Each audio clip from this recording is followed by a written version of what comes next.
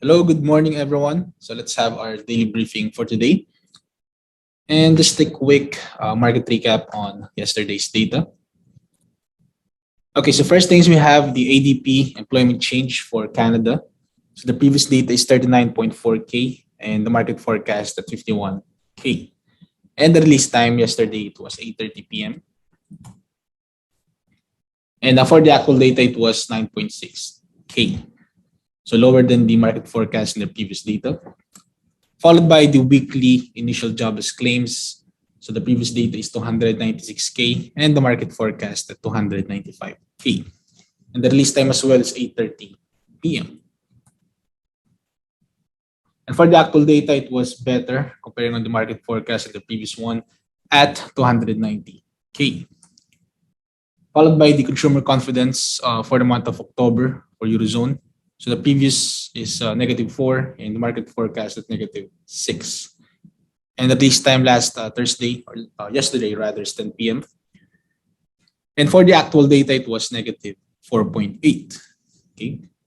Still, the figures is still negative. So this one is not good for the Eurozone, especially on the Euro dollar.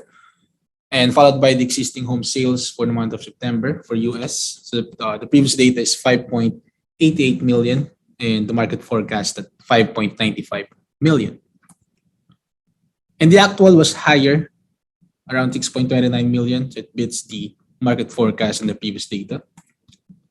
And for today's economic data, during the Asian session, we have the inflation rate for Japan, yearly basis for the month of September.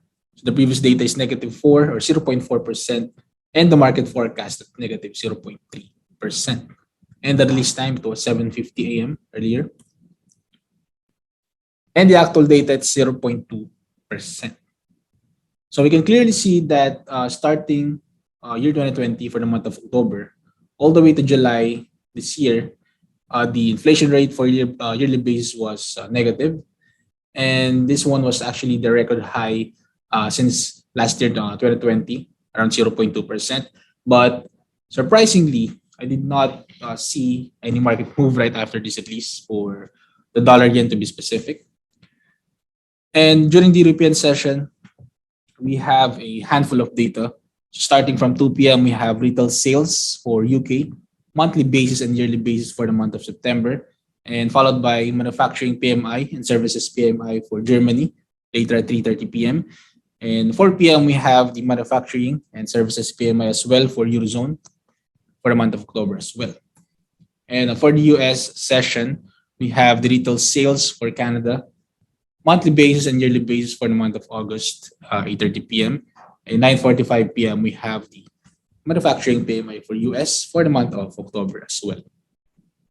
So we can expect that for the pound USD, euro dollar, USD CAD, most likely it will be a very volatile later since there's a lot of data for the currencies. And for our key products for today, first things we have the euro dollar. Okay. So the euro dollar was actually traded back and forth last Thursday. And we can still continue to see that the euro is trying to recover against the USD. And with that being said, it's very positive that the euro dollar is being underperformed by the USD. It means that for the next couple of weeks, we can see a more volatility on this pair.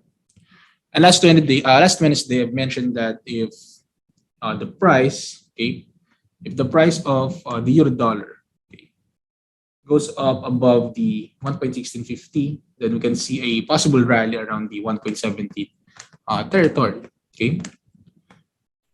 But the alternative scenario is if the price failed to break above the 1.1650, then we can clearly see a strong momentum on the downside. So we can clearly see right here that the momentum shift on the downside from this range. And as of this moment, the price is around the 1.1628. So, personal opinion for today, I will look for retracement around here, the 1.1649, and also around the 1.1643. So we can see a possible setup for short position. So from this range, we can look for retracement and then target our 1643 level. And right here around the 1643 down to 1.1637. But during the Asian session, we can see that the price tried to push higher, but we can see some a couple of consolidation around this level. So let's see what will happen later after the data for the Eurozone. So next things we have the British pound against the US dollar. Okay, so same goes with the Euro dollar. So but for the British pound, the price still remains around the 1.38 or 1.37. Same goes last Wednesday. And this is kind of a market that is trying to figure out what it wants for the couple of days. So just like this one. Okay.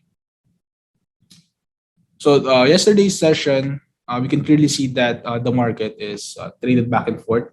So from these range around the 1.38, it goes down to 1.3789 and then goes back again to 1.3821.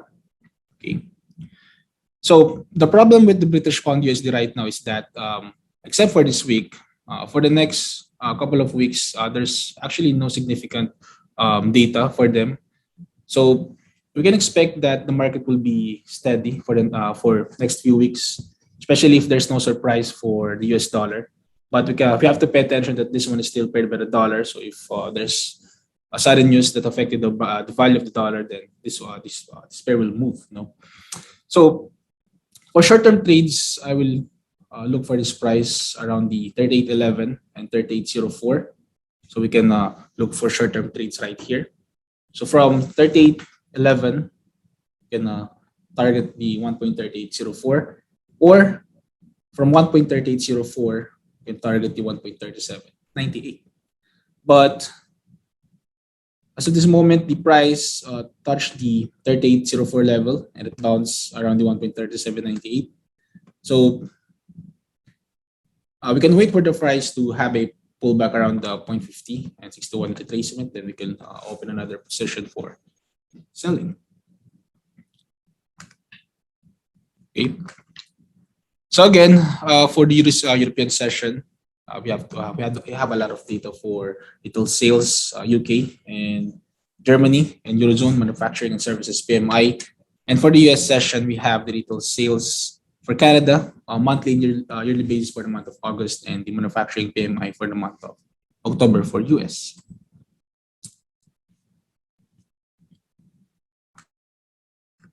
All right, so I thank everyone for joining our daily briefing today. Stay safe and have a great day.